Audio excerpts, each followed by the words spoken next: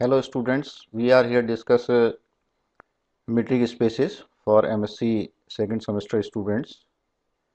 Basically, metric spaces, we know well about the metric space in terms of distance function. Distance function given in four properties. If we have a non-empty set, x into x tends to r, then it can satisfy four properties. First one, dxy is greater or equal to 0. Second one is dxy equal to 0 if x equal to y, and dxy equal to dyx. This is called symmetric property. And well-known property, triangle inequality, dxy is less or equal to dxz plus dzy. But we have to discuss some basics of metric spaces. As we know that the neighborhood of a point, this is very important. Basic value is given as x belongs to G, G is subset of N. X means P. A subset N of R is said to be neighborhood of a point P belongs to R in a set of real number if there exists an open interval G such that x equal to P belongs to G subset of N. This is very important. Again, in terms of open interval, a subset N of R is said to be neighborhood of a point P belongs to R if there exists a real number epsilon is greater than 0 such that P belongs to this open interval P minus epsilon comma P plus epsilon is subset of N. So we can say that the value of epsilon, however small but not equal to 0. So we can take the value of epsilon instead of greater than 0, can say 1 by n. When n tends to infinity, it tends to 0. So we have an important result.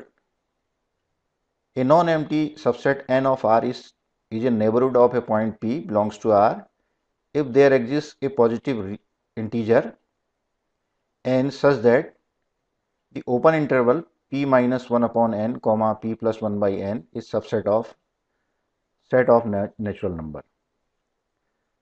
Suppose N of R be a neighborhood of P which is belongs to R if there exists an epsilon is greater than 0 such that P is lying in between P minus epsilon comma P plus epsilon, which is an open interval subset of n. Now we can select a value of 1 upon n is less than epsilon. This implies P plus 1 by n is less than P plus epsilon. Or we can say 1 by n is less than epsilon. This implies minus negative value of 1 by n is greater than negative value of epsilon. Now this implies that P minus 1 by n is greater than P minus epsilon.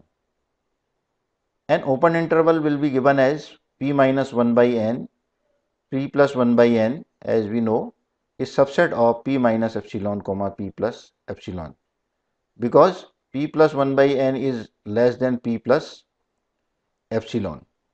So we have a set of this open interval P minus 1 by n, P plus 1 by n is always subset of P minus epsilon comma P plus epsilon. This implies the open interval P minus 1 by n comma P plus 1 by n is subset of n. This is very important result. Now conversely, we can say that if we have p minus 1 by n, p plus 1 by n in open interval is subset of n, then we can say that it is an open interval containing p in n. Hence, n is a neighborhood of p. Now, we have another problem. The intersection of two neighborhoods of a point is also a neighborhood of that point. n1 and n2 are two neighborhoods of p. There exists epsilon 1 and epsilon 2 are greater than 0. We can say that, however small but not equal to 0, such that p minus epsilon 1, p plus epsilon 1 in open interval is subset of n1 in first neighborhood.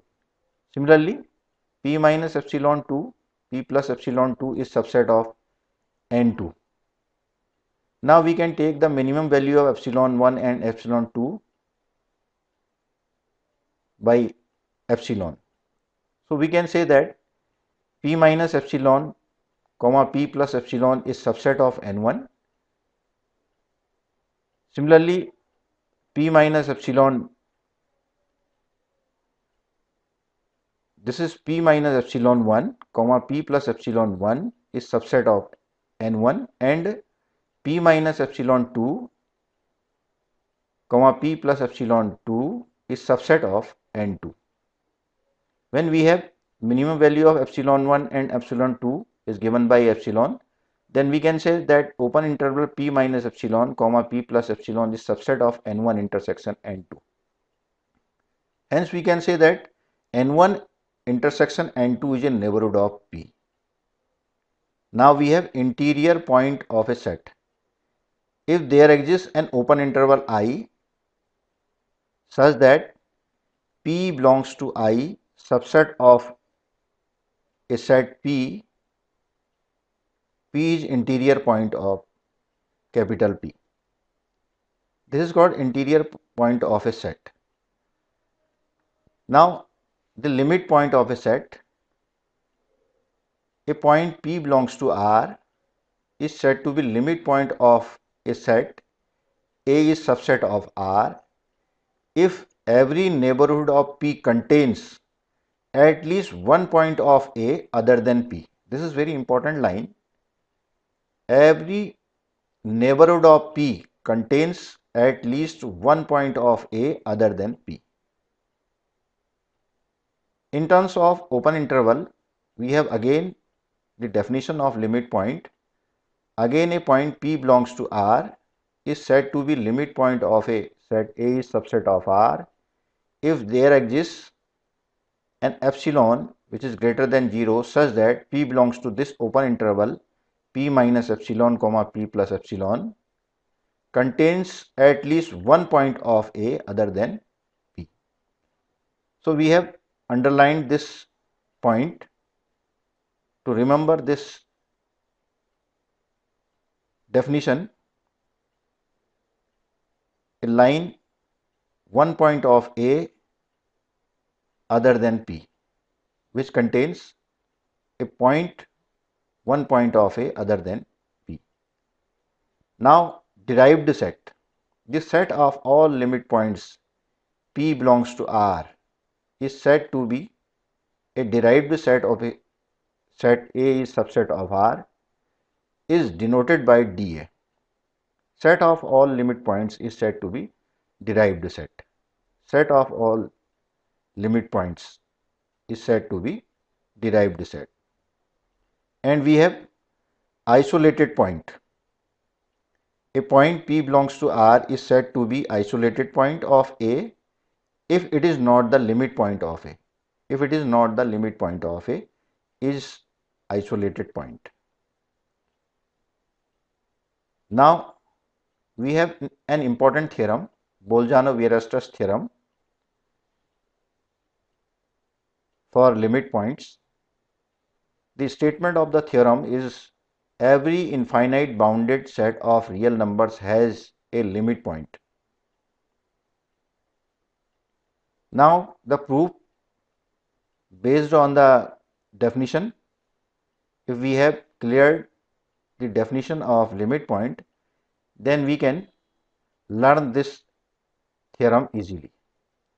Let A is subset of R be any infinite bounded set if K1 and K2 are infimum and supremum values of this set.